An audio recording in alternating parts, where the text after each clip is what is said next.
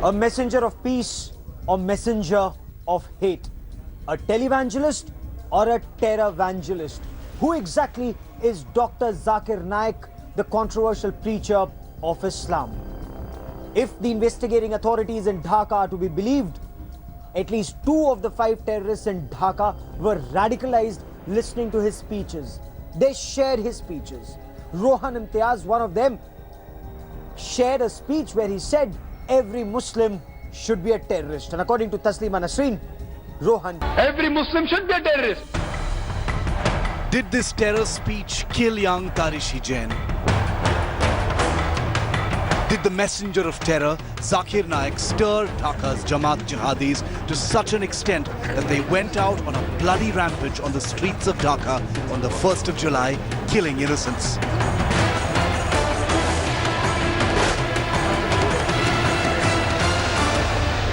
Poses as a moderate Islamic orator, the founder of the Mumbai-based Islamic Research Foundation that he set up in 1991. Such things are private. A televangelist who runs a channel for Islamic teachings called Peace TV. Ironically, his teachings are anything but about peace. As the tallest building. But don't be surprised when you hear him glorifying Osama bin Laden, exhorting Muslims to become terrorists, or justifying sex slavery. You can have sex with whom those are your wife and what your right hand possesses. Right hand possesses means they are the slaves. So you as a Muslim saying that Osama bin Laden is right or wrong, have you checked up? But if you ask my view, if he's on the truth, if he's fighting the enemies of Islam, I'm for him.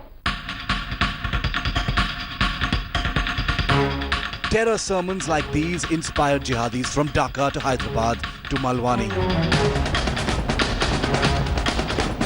Young men from well-to-do families are impressing VVIPs, politicians, filmmakers and high-profile persons using his connections to expand his base while operating with impunity, brazenly spewing venom.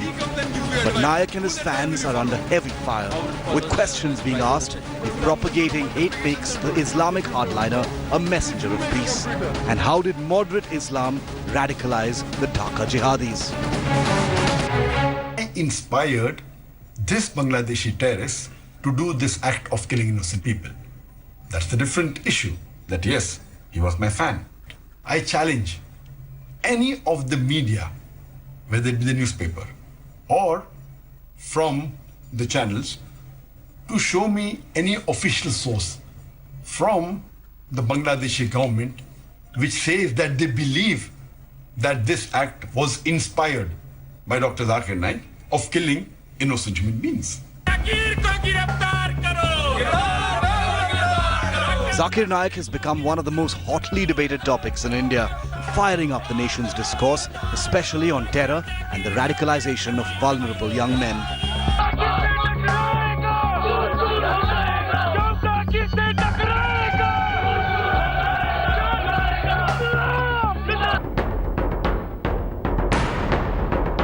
For now, the guru of hate, Zakir Naik's troubles are mounting. Under pressure, the government is moving in on the controversial preacher, scanning his funds, his inflammatory speeches, and his links with terror mastermind Hafiz Saeed in Pakistan. It is the biggest probe on the Islamic preacher of hate. His foreign funds probed. Unauthorized channels beaming Peace TV to be blocked. Channels airing Naik's vitriol under the scanner. Will the government arrest this guru of hate? This time no lip service, time to shut him off for good. Should India arrest and investigate this guru of hate upon his return to India on the 11th of July? Bureau Report, India Today. Sitting in Saudi Arabia, Dr. Zakir Naik claims he is being unfairly targeted. But is he? Listen to his views on Osama bin Laden, at one point of time, one of the world's most wanted terrorists. Listen to his views on suicide bombing. He seems to justify it in some circumstances. Listen to his views on how Sania Mirza should dress up, how women should dress up. listen to his views on other religions, and you decide if this man is a messenger of peace or is this man a messenger of hate. Even the Hindus, even they should not say Vande Mataram. Nowhere does the Quran say that a woman is raped, she'll go to hell. If she was a good lady, and if she was not the cause of the rape, and if somebody troubled her, she may go to Jannah. According to Bible, the person who does homosexuality should be stoned to death. Even Islam is against homosexuality. That's the reason in Islam we believe it happens.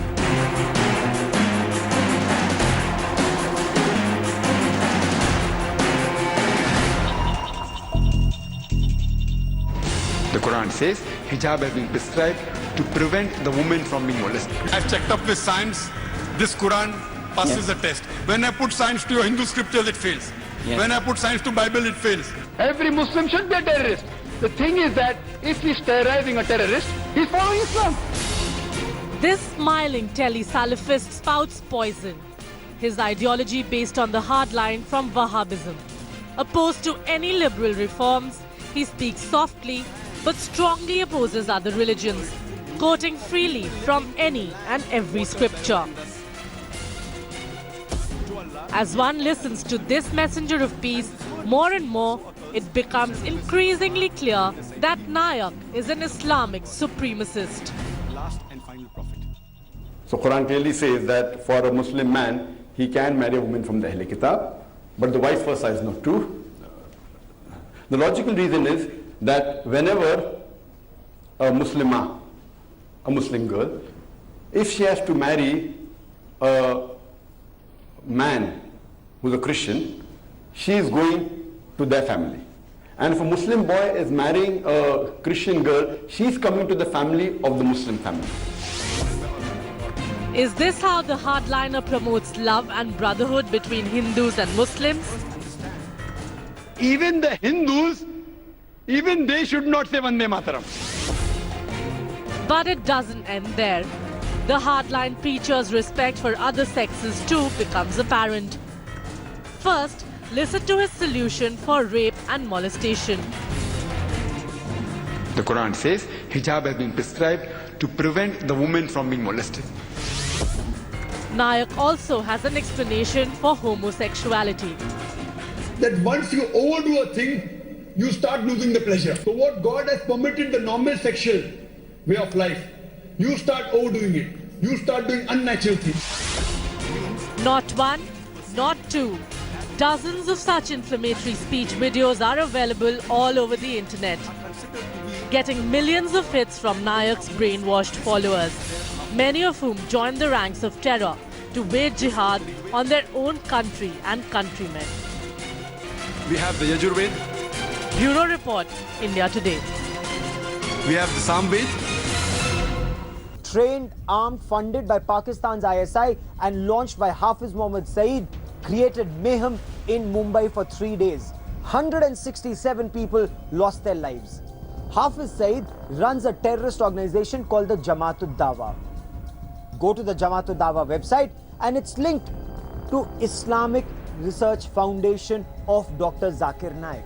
So what is this link? Why did the Jamaat-ud-Dawa website in 2008 have a link to the IRF? This is something that the investigating agencies are now probing. Wassalatu wassalam. Revealed the bond between the mastermind of terror and the guru who preaches hate to the world. Exposed hardline Islamic preacher Dr. Zakir Naik's Islamic Research Foundation's link to Hafiz Saeed's Jamaat-ud-Dawa, a front for terrorist organization Lashkar-e-Taiba. Intelligence agencies are now probing the Hafiz Zakir connection. Why is it that archived pages of Naik's Islamic Foundation mentions the Jamaat-ud-Dawa training program? The JUD has since changed the name and address of its new website post the 26/11 Mumbai terror attack.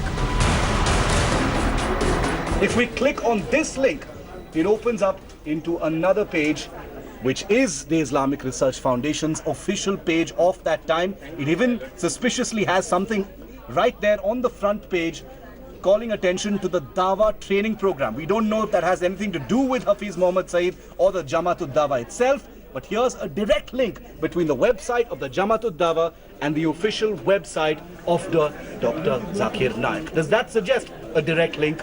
Is the big question. But why would the killer of 167 innocents, the mastermind of the 2611 carnage, have anything to do with preacher Zakir Naik, who hotly denies instigating terror or terrorists? Why is Pakistan's most notorious terror group so impressed with Naik to mention the IRF as a JUD affiliate even after the Mumbai terror strike?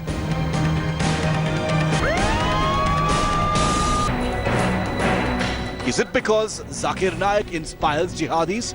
From the 2006 train blast accused Rahil Sheikh to the butchers of Tarishi Jain in Dhaka. Have Naik's speeches impressed Hafiz Saeed? Dr. Zakir Naik runs a multi-million-dollar empire. Peace TV broadcasts in the United States of America, in the United Kingdom. Peace TV also broadcasts in Bangladesh and illegally in parts of India.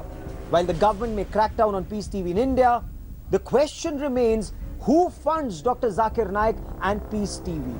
Some of the funds have been traced back to zakat donations in the United Kingdom, millions of dollars, some more from Saudi Arabia. But what is this money for? Is it to propagate a certain brand of Wahhabi Islam, hardline Islam, which in some cases is leading to increase in terror? The government has initiated a probe into the funding of Zakir Naik's Islamic Research Foundation and the controversial Peace TV. Parallel investigations have been initiated in Dhaka and New Delhi. कार्रवाई जो भी करना है वो कार्रवाई होने से आपको पता चलेगा कि सरकार कितना गंभीरता से इस मामले को देख रहे हैं, लेकिन अगर मैं कोई घोषणा करूं ये अच्छा नहीं रहेगा. Agencies are on the trail of foreign funds received by the Islamic Research Foundation, the countries where the donations originated and the real purpose. Naik's Foreign Contribution Regulation Act license is also under the scan. According to investigating agencies, between 2008 and 2015, the Islamic Research Foundation International, which is registered at Birmingham, West Midlands, raised approximately £9 million through zakat or religious donation. The International Trust's UK registered charity number is also under the scanner.